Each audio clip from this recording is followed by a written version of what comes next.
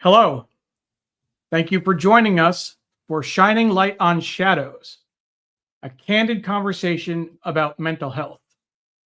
This is episode 23, and our guest is Tim Fielder. He is, first and foremost, a friend of mine, but he's also a visual Afrofuturist and graphic novelist. We're going to be focusing on EMDR as an option for processing trauma. We're live on Facebook, Twitter, LinkedIn, YouTube, Instagram, and my website. Please like, comment, share, retweet, do all the things you do to help people find the show on social media. For everyone watching on replay, most folks will be watching the very opening of the show. Thank you for taking the time to watch at a time that works for you. We appreciate all the support we've gotten for the show. Dawn and I launched this show last year. We're coming up on, I think we actually passed the 1 year mark. And the goal was to help reduce the stigma associated with mental health.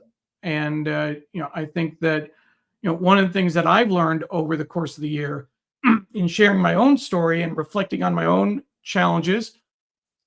Excuse me. And there we go. My mom's going to tell me why I have water with me. One of the things that I've found in reflecting on my own challenges around mental health is that the more I talk about it and the more I share, the more normal it gets. Before launching this show, I'd never shared with anyone that I suffered from anxiety or occasional depression.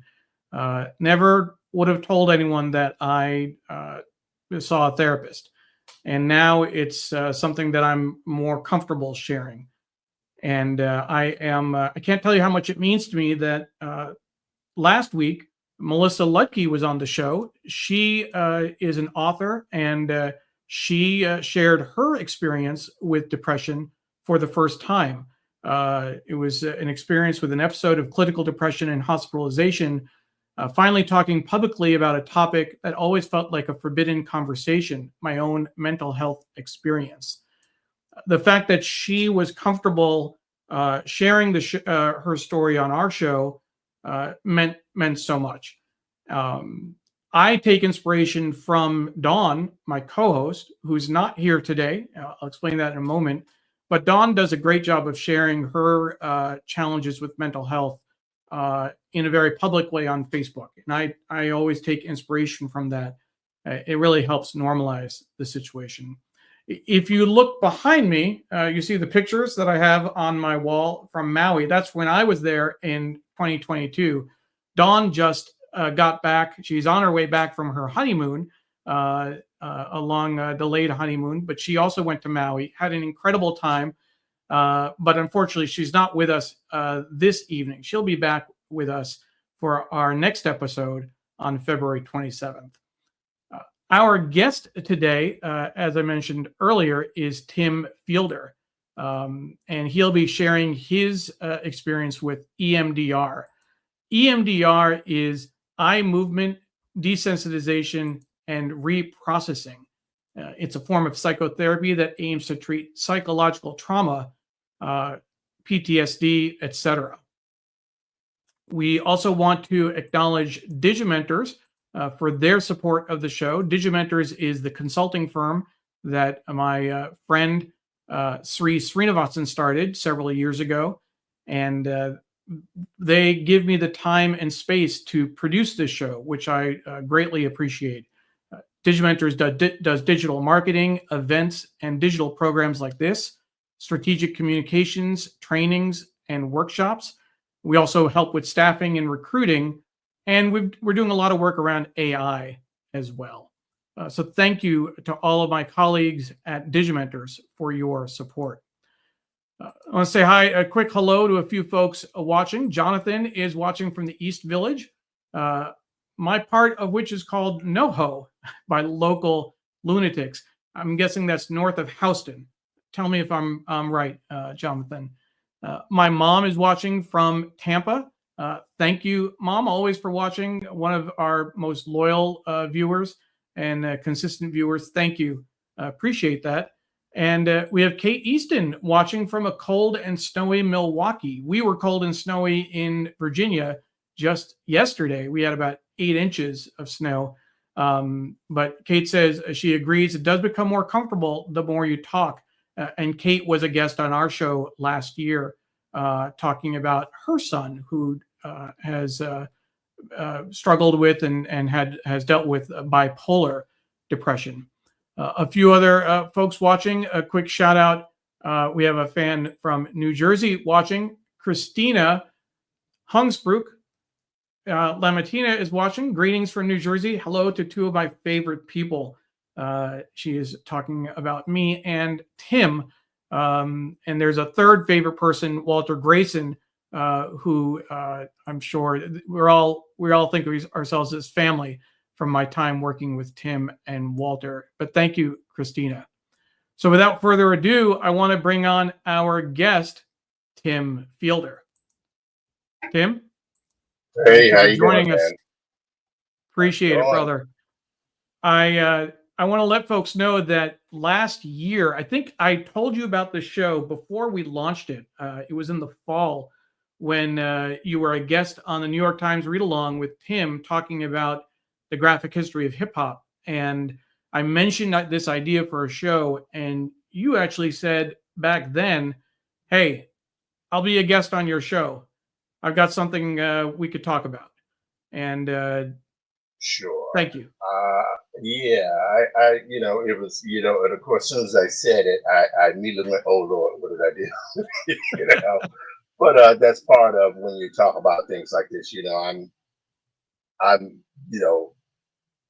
have my perceived sense of self, but then I have the perceived sense of what the external world thinks of me, and probably very little of it has to do with the truth. But there's sometimes where you have to show a little courage. You don't have to tell everything, but you need to tell a few things so that it can help others. Well, it means a lot, that you were very quick to say that you'd be willing to come on the show, and Sure. it took a little while for us to get the date organized and such. But it really is, in terms of the work that we've been doing, we've mostly reached out to friends and colleagues, people in our circles, and the fact that you're willing to share your story for the first time in this kind of a public venue, and that Melissa did last week, really does mean a lot. It tells us that what we're doing is making a difference, even in a small circle, even within our circle of influence. We don't need to be, bestsellers. We don't need to top the charts in terms of views, etc. But if our hope is that if someone hears what we're putting out or sees what we're putting out and is able to talk about their issues, if you're able to share your story, and it opens up something for someone else, whether they are familiar with EMDR or not, I think it can make all the difference in the world. Deborah Kerr is watching from Fort Lauderdale, Florida. So Deborah, thank you. This is now the second reference we're giving to hip hop. My mom is that said you gave a great history of hip hop, and welcome to the show. Thank you. So I'm gonna have to put it up there, Tim. We're not talking. No, I see it. I got the nod of approval from the most important member of the family. So that's exactly very good. Hey, I know that book. So for folks who might be, what are we talking about here? And this show is not about the graphic history of hip hop, but I have to put it on screen just because I think it's incredible work. Tim and Walter put together this incredible, started off as a project for New York City Public Schools, and then became a much larger, longer history of hip hop. So if you're interested, we'll put a link in Facebook for folks who are watching, so you can learn more about this. But this is the reference that we've been referring to, in case you're wondering. But with that being said, Tim, you have said that EMDR changed your life. It did. Can you tell us a little bit about what was going on? What brought you to EMDR? Take us back to kind of pre-EMDR stuff. Yeah. So I had, I started doing therapy back in the 90s. I specifically, the domestic stuff that was going on in my life, pressures, first marriage, kids, and so I began to, my godmother, my late godmother, Myrna Bain, recommended that I talk to her therapist. And her therapist was a woman by the name of Patricia Robbins. And Patricia, or Pat, as everyone called her, was very, how should I say, Pat was very energetic for an older woman. At the time when I started, I was in my late 20s, early 30s. And so, Pat and I were in the same religious practice. She took me on. And when I talked with her, that was my first legitimate experience with talk therapy, right? Talk therapy is, just the process of when you talk with this stereotypical thing, you go down, sit on the couch, you lay down on the couch, you talk with a therapist. Now with her, because she lived in Florida and I lived at that time in the Bronx, I was doing therapy over the phone with her. And that was extraordinarily helpful because it allowed me to begin to deal with a lot of things that were, how should I say, that were there in the air, but I hadn't dealt with. Because I'm from Clarksville, Mississippi. We don't do therapy in Mississippi. We do ham hocks and greens and cornbread, which is completely unhealthy. But that's that's the kind of environment I came from, where football was king, and if you got hurt, you just had to play with pain. So, which is very self-destructive, but that was the culture. So when I started with Pat, I must have been with Pat really for a very, very long time until she couldn't do it anymore. And I began to journal. I would journal. In the beginning, it was on paper on little books like this. I would draw and journal in those books. So I was a pretty voracious journaler. I don't know if that's the right word, journaler, journalist, but journaler, I guess. And I did that, and that helped me to begin to unlock a lot of things, unlock what was happening in my dreams, and all of those different things. And ultimately, what it resulted in for me was in realizing that what the life I had lived, at least domestically, for the first 10 years, for that 10 years in kind of match was basically had to come to an end. So I got out of that, which wasn't easy, but was relatively quick. Is the custody stuff that went on for well over a decade.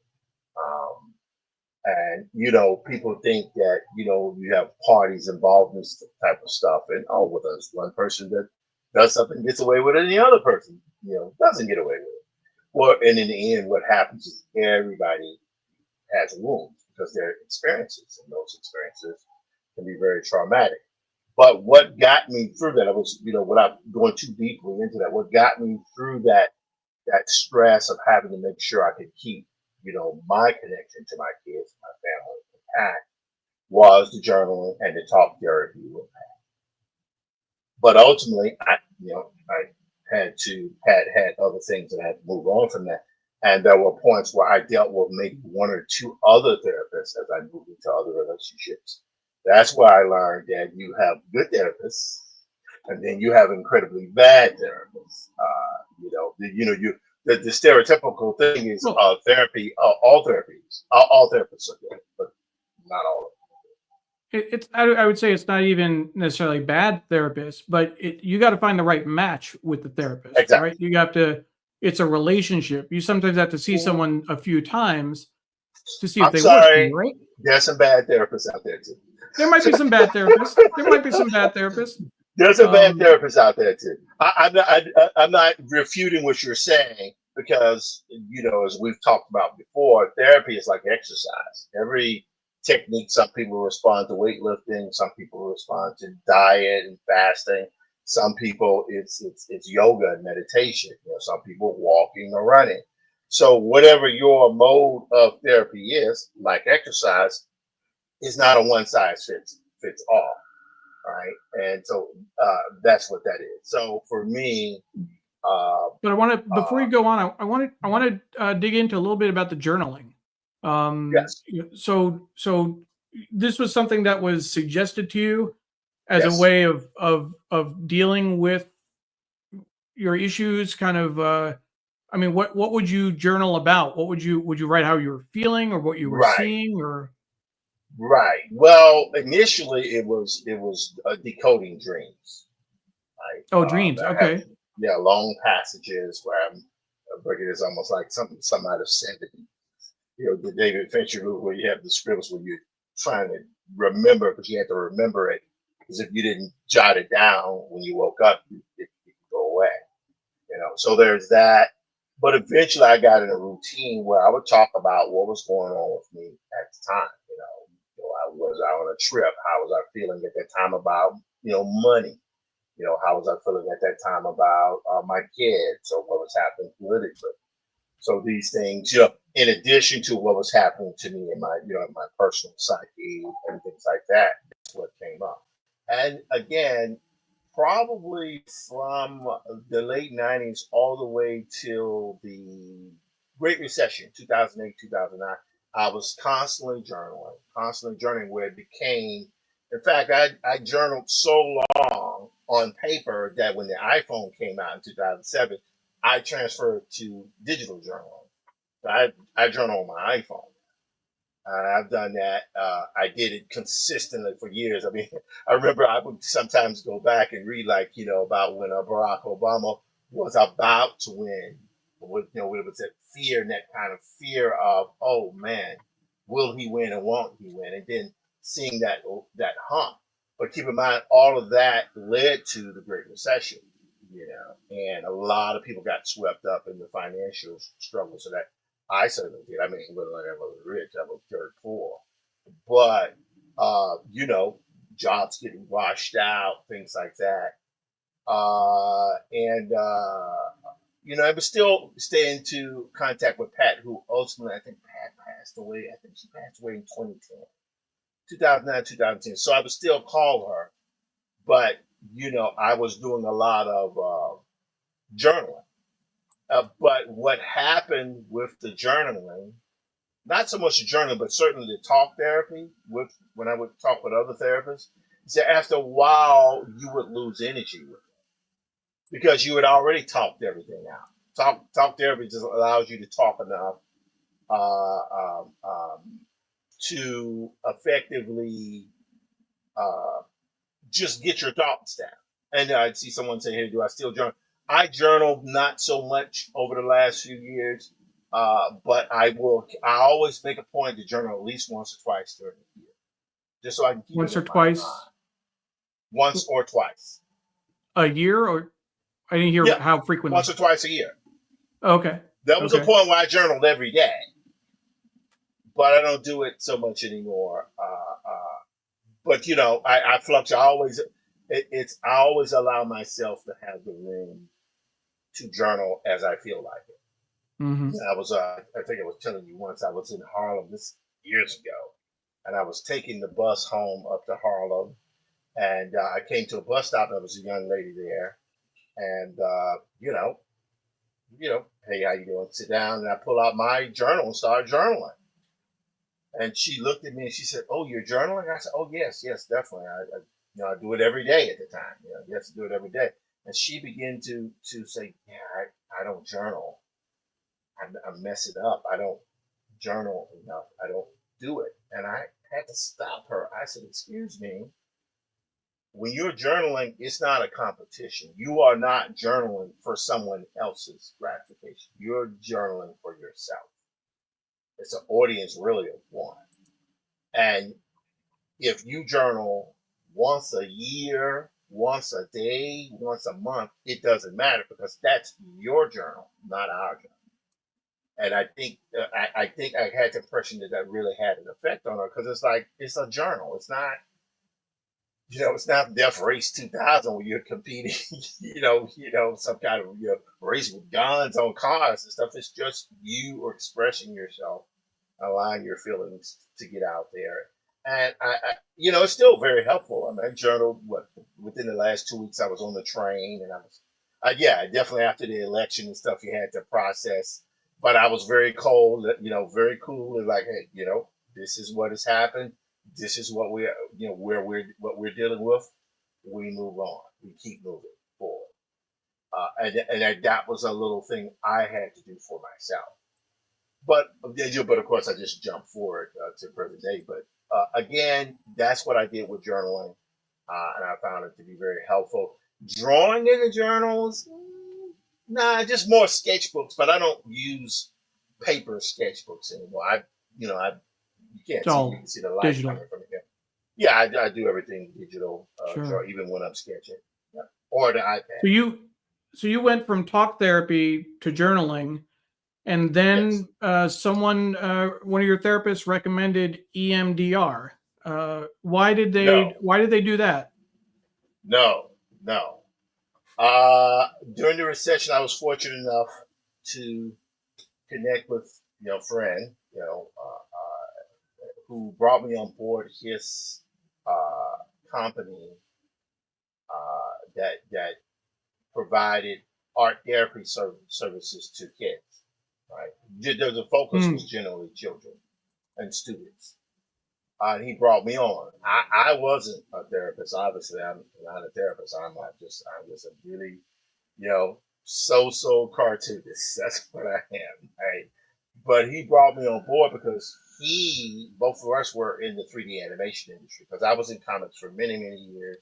And then around 99, 2000, I got out and I went into video games animation for many years until I had to raise my kids, really focus on trying to get them through what they were going through. But eventually, being a teaching artist became like my bread and butter because just when you're a single parent and you've got 3 kids, you don't really have a lot of time. Like, hey, I'm going to go work for Blue Sky Studios, even though I would have killed for that job. But what ultimately happened was he brought me on board, and it was good that money was good. I was able to be stabilized, and I went back to school at that time at New York University. So I was dealing with that part-time job, trying to keep up with my studies in New York University, and deal with trying to hold the line is what I would call it with my kids and in my home, and that was a constant struggle because no money, and and you lose things, when you're going through that. You try to, kids go through what they go through. I go through what I go through, but you can't. It's almost like you're worth more alive than dead, so you got to keep focusing. So that's what I did. But on that job, which was very helpful at the time, uh, like I said, there was another therapist on staff, a really great guy who I owe some stuff very soon, hopefully one day. But this guy and Brian recognized that I was going through a certain bit of trauma from having doing that job because you were dealing with kids with emotional difficulties, you know. And I remember the day when it kind of like something popped for me. We went out to this foster home that was in New Jersey. We would go once or twice a week, and I went to one of them, the sessions, and I think it was some horrible presentation we had. I didn't get the information ready in time, and it was disastrous. But one of the kids on staff was lost his mind, really had an episode, and the worker there tackled him to the ground. And I never forget it, how much I just, oh my God. And I was on the ride back into the city. I basically was almost catatonic. And at that point, I knew something was really wrong. I knew the talk therapy wasn't going to work anymore, but now something was wrong. I didn't know what to do with it.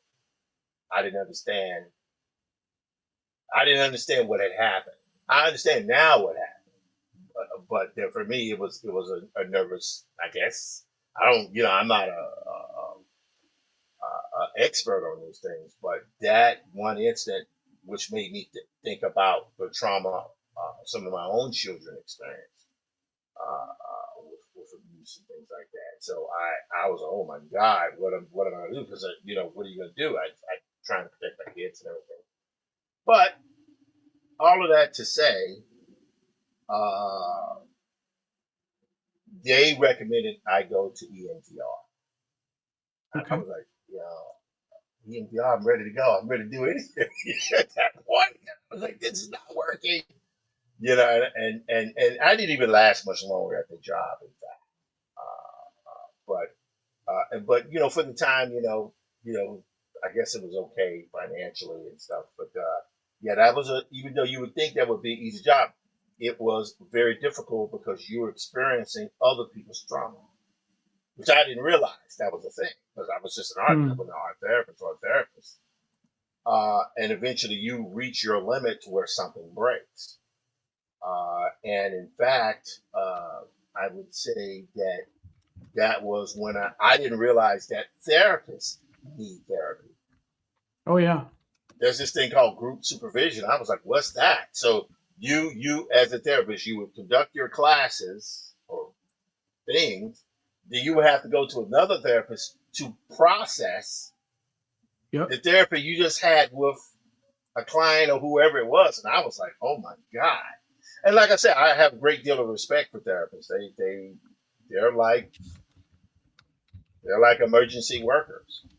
But these two guys who I was working with, the one, the owner, and then the other therapist, they don't. Maybe they do know it. I don't know. But they saved my life when they got me in EMDR. And I don't use the names and everything out of respect for their privacy. But I ended up going to an EMDR therapist who I won't mention, but I won't use profanity.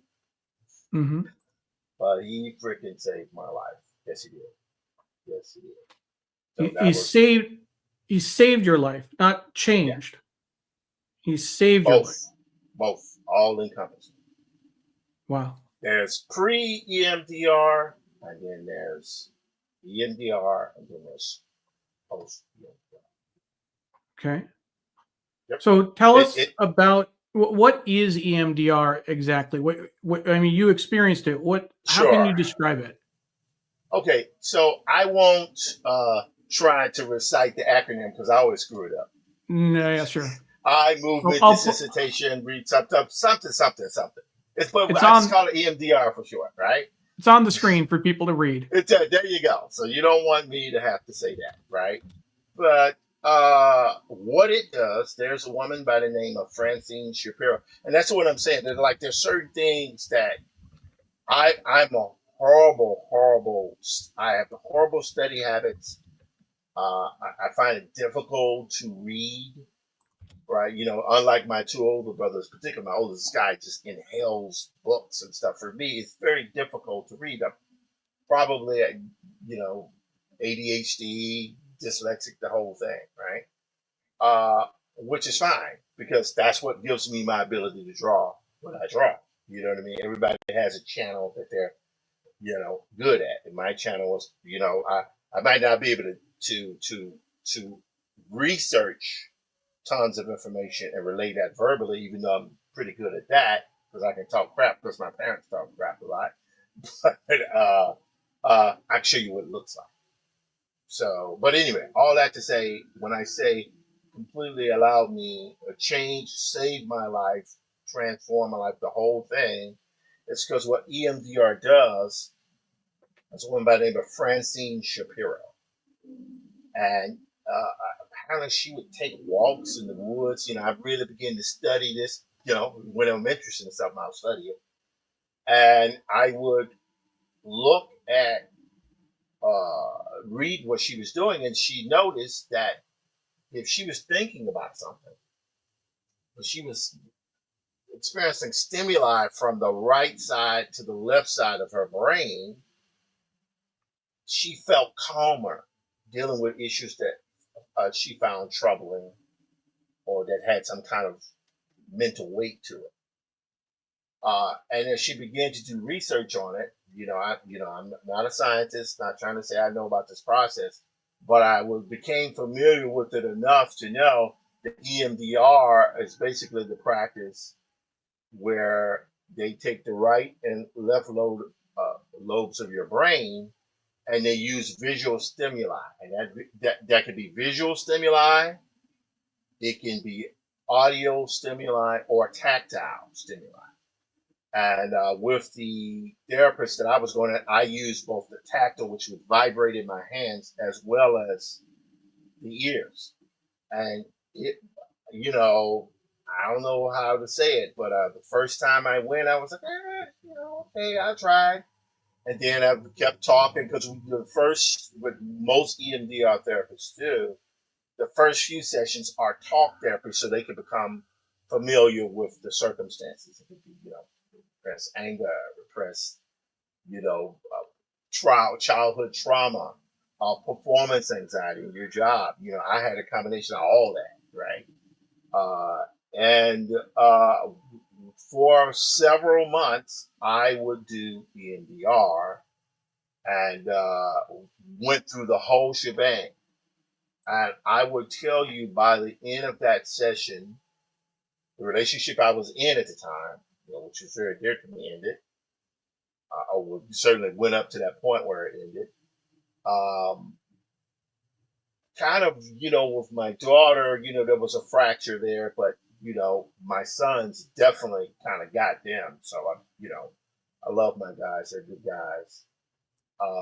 And ultimately, going through that got me through that 10, 15-year custody stuff. I would not have survived. 10, 15 year? You said 10, 15 year custody fight. Yes. So that started in 2002 and ended. Well, and it's over, yeah, because they're aged. They're adults now, right? So pretty much ended in 2018. Wow. Yep. Yeah. Wow. That was. But what I found out, it was no fun to anyone. It just wasn't me being affected. It was everybody was being affected. Sure. And like I said, I've never talked about this publicly. I've always, I would hear people make a comment or someone would give me a look, but my role was always there's water under the bridge. Yes, it happened, but I always was able to, how should I say, maintain a level of peace for myself because I kept my business to myself. But EMDR allowed me to process that. So, a quick explanation of what EMDR was used for. So, when they use EMDR for emergency and triage workers. So you would have a disaster or some explosion or whatever, and you have a lot of health workers or emergency workers or first responders who would see, traumatic injuries, traumatic trauma, people dying, dead bodies everywhere, all that kind of stuff. But it didn't have anything to do with them because they are emergency workers.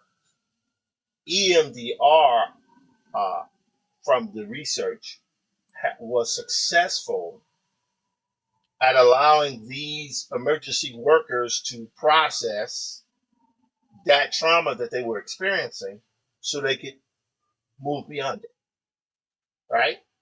And they found that to be the case. It was also, though, applicable to anyone. So you have professional athletes or performers who might feel, fear, stage fear or stage fright, what they call it, stage fright, or even myself. I was very, very frustrated as an artist. I mean, I'd worked. God, I guess I started on my 3D animated film in '98. Yeah, I think it was 97, 98. And I worked on it till 2010. I could never finish it. Hmm. I went for years never being able to finish anything, nothing. I would draw tons of drawings, tons of designs, but never finish projects. EMDR broke that for me. So, I mean, all the stuff you're seeing here is, in terms of a mental thing, I attribute that to EMDR and the therapist who, again, saved my life. Wow. You know, and here's the catch about EMDR. I remember, and again, you were experiencing emotions with EMDR. And you know, I've told people about EMDR, and they well, what's that? Or no, I don't want to engage in that, which is fine. You know, like I say, that exercise. Some people heavy iron, some people sprinting. You know, for me, what EMDR does through its processing is EMDR does not solve your problem. What it does is allows you to reprocess the experience from that problem to make the problem manageable, right? Which is a huge deal when you think about it. Like most people think about problems in a kind of a black and white thing. It's I have this problem, I need to solve that problem, right? Without understanding that some problems, and I've said this before, I guess, well, maybe I haven't a lot, but some problems are not meant to be solved. They are meant to be managed. So mental health is like a car. You have to get maintenance. You have to take it in for an oil change. You got to get a tune up. You got to check your tires. It's weird. Yes, we're not metal machines, but we are biological life forms, right? Mm-hmm. And Mm-hmm. you have to maintain yourself physically. You know, I'm okay at that. Not as good as I need to be, but that's what it is. Now, mental things when it comes to trauma. Let's say had experiences as a young child, certainly had experiences as a child that were traumatic, but that would plague me as an adult, right? And you would wonder, well, there's this experience I had when I was 5 or 6. Why am I thinking about that now? And I'm at the time 35, 40. Why is that? Why is this happening? All right. It's because your memories are physical nodules on your brain. Your memories are stored on your brain, right? And an experience made that nodule. This is my interpretation. And so what happens is, what kind of doctor do you need? We'll get to that. Well, I'll get to that in a moment. I want you to finish your Okay, because I explanation was of about to the answer that, but nodule. it's okay. Yeah. So yes. So that nodule is like you had this experience as a young child, but you're an adult and you have an emotionally charged experience.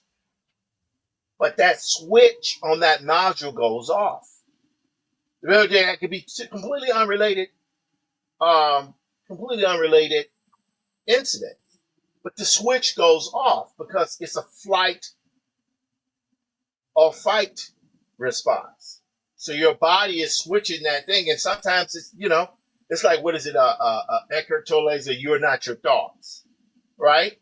Because your thoughts is your brain constantly talking, "Oh God, I'm gonna be eaten by a saber-toothed tiger," or "Oh my God, they're gonna come, take me from my house," or "Oh my God, whatever kind of thing, that type of thing." So EMDR allows you to reprocess it so that the switch is not as emotionally charged. Okay. Right? And I'll never forget that we had done it for several months. I got to a huge deal with my kids, and I was pretty happy. And the guy said to me, "So how you feeling?" I said, "I feel like everything is manageable." That was the word, manageable. That's what you want. It Manageable. managed. And now you work with me. You know I'm eccentric. There's just certain things that are never going to go away. I'm eccentric. I'm socially challenged. I'm not. I Certain wouldn't things I say can get that, in front. Tim. Well, I can get in front. Well, okay. Let me describe to you what I mean. I can stand up in front of a 20,000 crowd and entertain them. I know I can do that. I can be in a classroom and completely entertain people.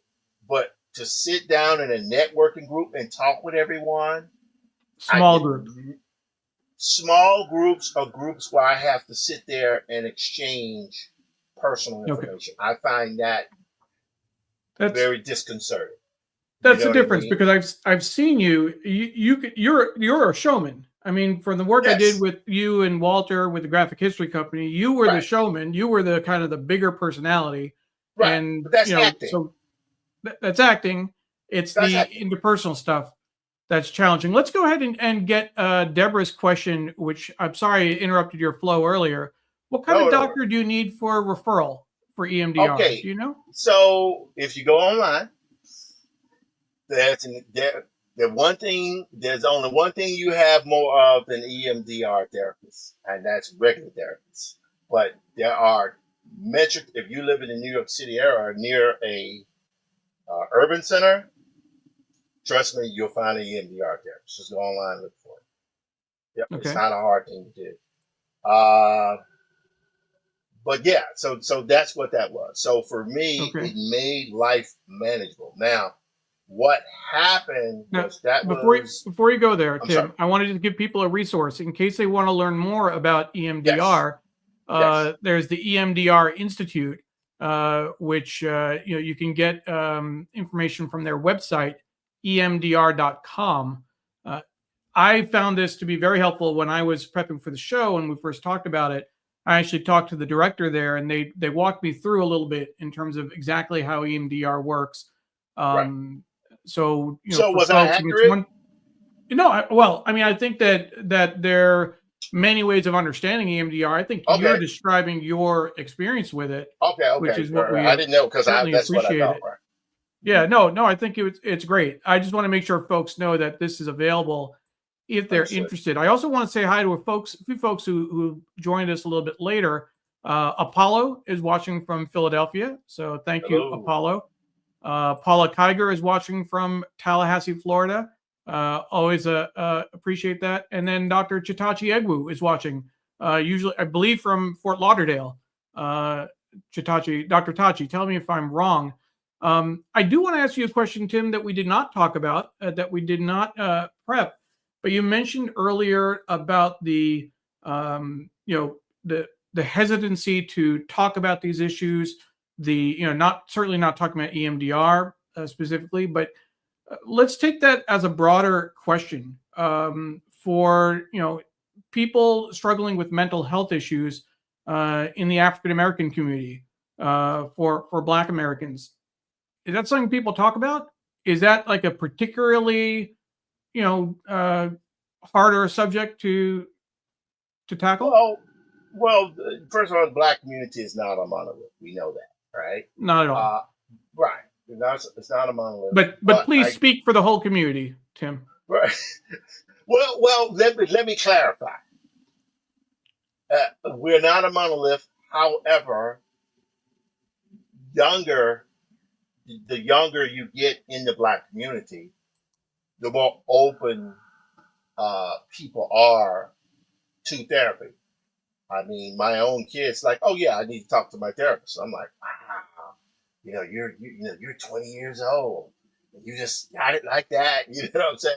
That wasn't something that was in because I come from a culture as an adult where suck it up, live with it, that type of thing, and that still exists in the older communities. But even then, with that, things have changed as technology has changed and social standards have altered. Things like therapy are not the Trojan, the albatross that it used to be. You know, just things that how people deal with their sexual orientation, all those things are dramatically different than they were 50 years ago. And I'm 58 now, so this is not the same world that we're dealing with. But for me, again, it was more a personal thing of not talking about the stuff that I personally went through. One, it was my business, but Mm-hmm. two, I've been working on my memoirs now for the last. I started on my memoirs in 2006. And so it changed, then it's warped, and now it's this 200 to 400 page book, which is a combination of an art book showing my work over the course of my career. And then for those who've seen the gallery shows on Black Metropolis, a lot of that work is featured in there. And then it is I don't want to lose my train of thought here. It's a memoir book, a comic journal, where I do journal comics showing the most important, whether they're positive or negative events that I feel like I want to share throughout the book. And then it's a written component. So the written component is mostly done. Now it's been this long process of taking the thousands of pictures of art, most of it not seen by the public, to kind of put it all together. And so one of the reasons why, this particular thing here was important, because frankly, I considered in December, saying, you're hoping you were going to forget, and then part of it was like, I don't need to get into that. I'm already dealing with it on my own. Why should I share it with the public? But I remember Pat said something. She told me about a specific incident that was going on. She said, you need to make sure this is recorded because people will be helped by your experience. Yes. So that's one. And then two, I don't know if I went into this with you when we had our pre-interview. A lot of things have happened in my community of operators over the last 3-4 months. We released the graphic history of hip hop, right? Released the graphic novel released in April of 2024, and I was already on blood pressure medication at the end of 2023. My body was no longer, hey, we can't have the cookies every day, can't do any of that, right? So, but during that book tour for GH3, we were everywhere, all throughout the country, West Coast, we were just everywhere. In the media, we did the damn thing. But there's a price you pay for that. Sure. If you don't take care of yourself while you're doing it, and that's what happened to me. So I had 2 emergency room visits, one in October and one in November. Were pretty frightening, to where I could not draw for 2 or 3 weeks. I could not draw. Which messed me up, and it put me behind on the books that I'm old now, that I owe now, the comment. But so there's that. My mastermind group that I'm part of said, Tim, you're burnt out. Huh? You're burnt out. So I went into an involuntary break that lasted pretty much throughout the Christmas holiday. That's good. Yeah, take a little time off. Yeah, because, you mentioned you were talking about your memoir, Tim. Are you going to include your experience with therapy and EMDR in that? Yes, to some extent. What I'm debating about, and it's interesting that you would bring this up now. What I'm debating about is if instead of me drawing it, if I should just take the passages from the books themselves and put them in there. But like I say, your journals are personal. There's some things you don't mind being public. There's something, they'll find that out when I'm dead. You know what I'm saying? Well, if you need it, I'll give you a screenshot from the show so you can include that in your memoirs as well, right? Because I'm assuming this is good. This is going to make it to the memoirs, right? Maybe we'll see. Maybe we'll see. Right. Apollo has a comment. As a Black man, I had to learn the language of mental health to describe what I experienced. No one knew what to do when I was a child. Very much a trial and error. I am better for it, but the stigma remains. Suck it up. Be a man. If you show emotion, you must be gay or the F word. Yeah, it's all that.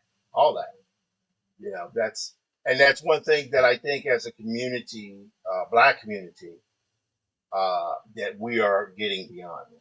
I think we're getting beyond. And there's a big generational shift. You mentioned earlier, You know, my mom. So the Parik says when it's painful memories from childhood, one tries to put it in the unconscious, and sometimes it appears differently later in life. And I've shared on this show and others my own experience being abused by a neighbor when I was 7, and that's certainly something that I have some memories of, but not a complete understanding of kind of what happened before and after. Sure. But it's those kind of traumatic memories are definitely challenging to deal with. Right. And for us, it was without going into details of it, because you talk about something happening. Same thing. It's always a crazy cousin or crazy uncle. It's someone in your environment, and it makes you have an acute sense as a young child that this is wrong, this is not right, Mm, mm, and you have to deal with it as you get older. But all of that to say is that as I began to utilize that technique, uh, suddenly I became dramatically more uh, open to options. The result of that was certainly, I got remarried. I've been married now for 12 years, 12, 15 years, long time. I got married in congratulations. 2013. My kids are no longer babies anymore. My daughter's 30, seems to be doing okay. My sons are, figuring themselves out, but they're, in their mid 20s now. They're not even in their early 20s. So there's a certain level of satisfaction I get out of the fact that, knock on some wood here, that they made it through, and I have a relationship with all of them, which is great, because there was a point where that was not guaranteed, Hmm. and I had to fight for it, and that fight leaves scars, but you do it because you have to. It certainly doesn't make you the most liked person in the world when you do what you have to do for your kids, but that's okay. I'm used to being, that it's sometimes being a father can be absolutely thankless job. You know what I mean? There's no there's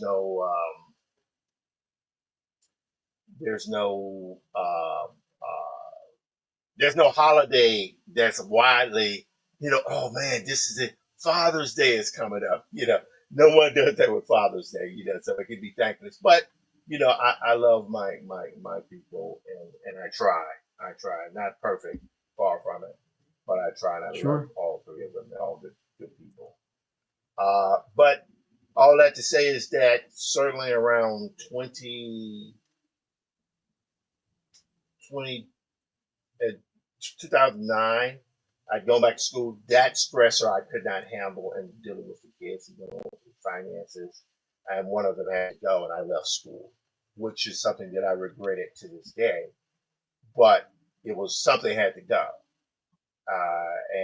But the benefit of having done that was it brought me into my career, made me kind of revive my artistic practice to the point I started finishing it. So I could say Maddie's Rocket Ear, Infinitum, those are all results of the work that I did throughout the late 90s and throughout the early 2000s for with a 1000% certainty. If I had not done those things, I would not be. I would not. My career wouldn't be where I am. Wouldn't be doing any of it. But as I was saying, so I took that break. But what's where I'm not, because where I have done the EMDR many years now. But what's having me to reflect back on things was last month. One of my, yes, at one point, a very good friend, musician, from kind of black rock scene, was murdered.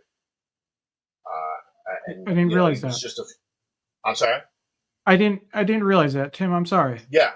Oh no. Yeah. I'm not gonna say here it happens, but what it did was this guy I was ran with him in the band he was in for a brief period of time, but we were very tight. But this guy was in my generation. He was a black Yeah. rock musician.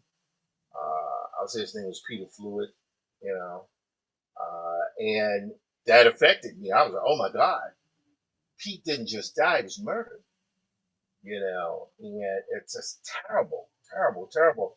And it was so terrible that I had people who I'm loved with family forever who called me just to check in because they knew, okay, that was gonna leave a mark. And then a week later, Tertel Henry died, who was one of the forerunners of visual Afrofuturism, certainly as it relates to comics. You know. So these two things back to back went, oh God, your mortality is in effect. People you know are not going to always be here, and one day even I'm not going to. So what are you doing to change that? So last year, never forget, I was on tour. Walter and I were at dinner, and there was a young lady. Her name was, I believe, Meg or Megan, and she is a performance. I don't know if I would call her a therapist, but she's a performance advocate for athletes at colleges. And she created these meditation files for them where it would like, well, how do you want to, behave? How do you want to perform as an athlete? But I had her apply it to my work routine and my physical health. Those are the two things I knew and know I need to get better with. And so I'm just starting to use those over the last week. I'm not enough to really give any solid information. But what I found the time I did, if I had that playing and I had an EMDR signal going on at the same time, it's like you're living there. Now, that's self-administered EMDR. I've used it a few times lately. But it wasn't to deal with past trauma so much. It was to deal with performance anxiety. You're Meaning, trying to bring it back into your life. You're trying to well, reintroduce it. yes. Well, the issue is the work that I do is, I sometimes envy other artists or cartoonists who draw in simpler drawing styles because the stuff can get through fast. Everything with me has to be painted. Oh, I'm the painted guy, right? Which is cool, but it can hurt a bit, I'll leave a mark. But that's my brand. I love doing it. But I also know that it's almost like you manage that. The answer isn't to stop doing the detailed work. The answer is to manage the work process. So as a result of that, I had to work with some folks in my mastermind group. And I was talking with you about this earlier. We created a work group that's a Zoom group, a 5 days weekly work group, which apparently people do all the time, but I didn't know that, right? Where that Zoom is open, everybody meets in the morning, 10 a.m. Hey, how y'all doing? Okay, what's on tap? Everybody lets each other know what they're going to be doing. I'm like, well, okay. In fact, I just did this Kendrick Lamar Sam Jackson piece based on the Super Bowl that Walter wrote analysis of. Oh, there it is. Leave it to Neil to be on top of these type of things, right? So I started. The thing was on Sunday. Monday morning we talked. We knew we wanted to do something because we produced a 2-page strip for the Harris campaign, the Harris Waltz campaign. Mm-hmm. And using the same format, we would apply it to this. And Walter wrote that stuff up. He knew everything I was going to need. He knew I was going to need 9 features on the second page, and I worked on it. And I think we finished. I finished yesterday morning, so it took about 2 days to get both things done. And it went live today. And, it's for free, freely downloadable. If you see the social media posts. But that's what I'm saying. It's like that's what I'm trying to do. I'm trying to do that because when I'm doing this work transcends the medium of comic. because what it's doing is making commentary on a much dramatically larger cultural moment, specific about race and politics. That's what that. Yeah, I recognize a lot of people may not have understood what was going on set. I certainly did because I'm not a huge hip hop guy. I've learned more over the last 2.5 years working with Walter than I ever have, even though I've had to do a lot of hip hop illustration over the decades. So this thing with the graphic history of hip hop, and now this is very much a full circle moment. And Sure. there was I was very happy to have done it.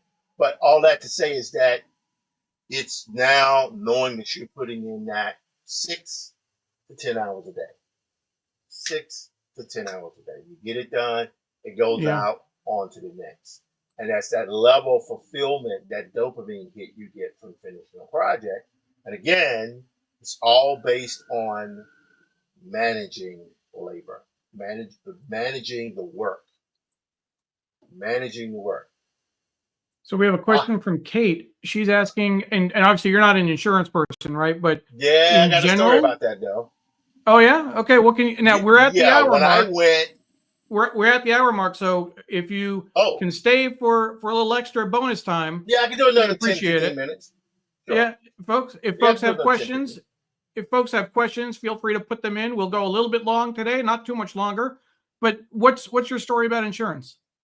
Well, so the therapist who treated me years ago, I reached out to him. This man is like, to me, he's like the LeBron James of EMDR. He was dope. He was amazing. And I reached out to him. He didn't reply. Like, I understand, it's a long time. He might that guy's crazy. It could be anything. But when I went to him, I didn't have insurance. As an artist, I often I'm without insurance. I have insurance now, but sometimes you got to go to them and say, "Yo, look, I need to do this. Can I, pay you over time? You do what you have to do to get who you need." But for me, since that guy didn't respond, I went to the self-administered EMDR process, which is okay. But I'm going to try the meditation audio from Megan first and see if that is something. Because I don't feel like I need to do some deep dive on my interpersonal trauma. I kind of done that. I talked through it. I went through EMDR. I'm good. Right now, it's about managing the most important thing to me, the 3 most important things to me right now at this moment in my life, vanity or not, is I want to be able to make sure that my health maintains so I can be here for my kids and my wife. 2, I want to be able to enjoy this moment, right? I've been kind of out of the childhood thing, raising kids thing for a few years now, and I'm enjoying this. I'm enjoying going all over the place, and it's exhausting, but I'm enjoying it. And then 3, I have these books I want to do, these projects I want to do. And so that is a thing for me. So I did a quick search while we were talking.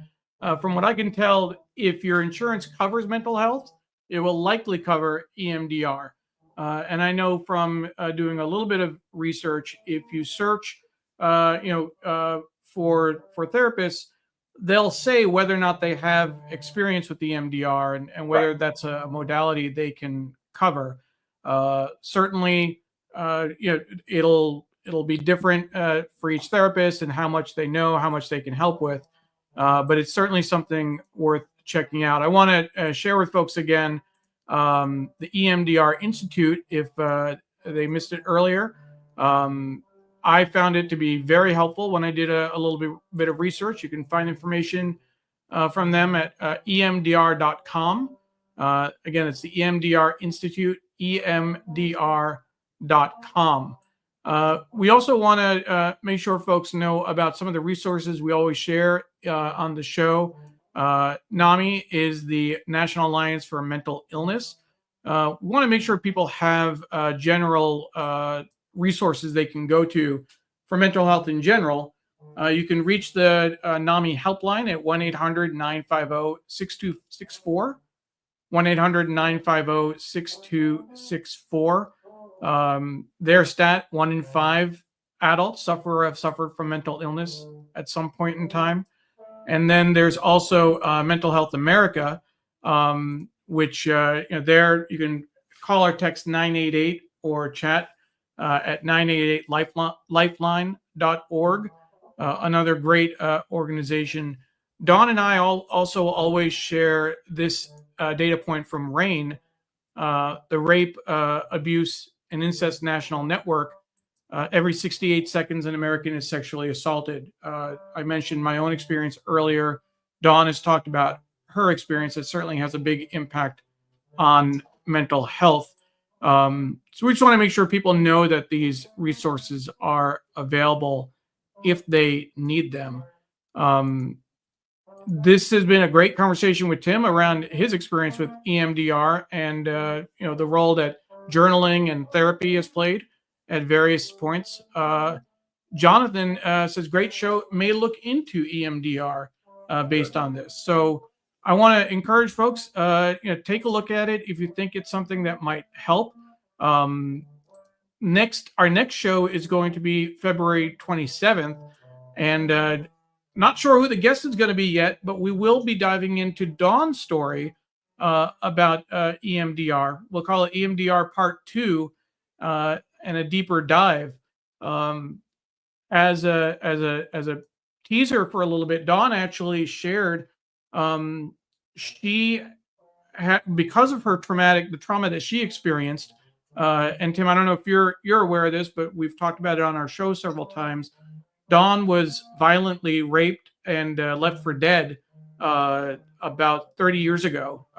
She was almost 20, and she survived early. Obviously, went on to become a really strong advocate for survivors, but she has lost touch with a lot of her childhood memories from before that time, and EMDR really helped her in that process. So she's going to talk about her experience with that. She, as I mentioned earlier, is on her way back from Maui from her honeymoon. Otherwise, she really wishes she could have been here for this episode. But I want to thank you. It's not resolving the problem, it's just managing. It's managing the problem, not resolving it, managing. Christina, our colleague and friend, Tim, thank you for sharing your story. We all have various levels of trauma, and it's helpful to understand how you work through it. Just another piece of you to know and love. You are brilliant and extraordinary. Caden, Caden, go to bed, man. I think 8-year-old, right? Maybe 7? Yeah, no, 7? 7? 7, I think. I think he just celebrated 7, a birthday. 8. I don't know. Go to bed, man. Hi to Uncle Tim. And my mom says thank you for revealing your challenges, sharing your challenges around mental health. So with that, and Christina says he's 7, so he just turned 7. Right.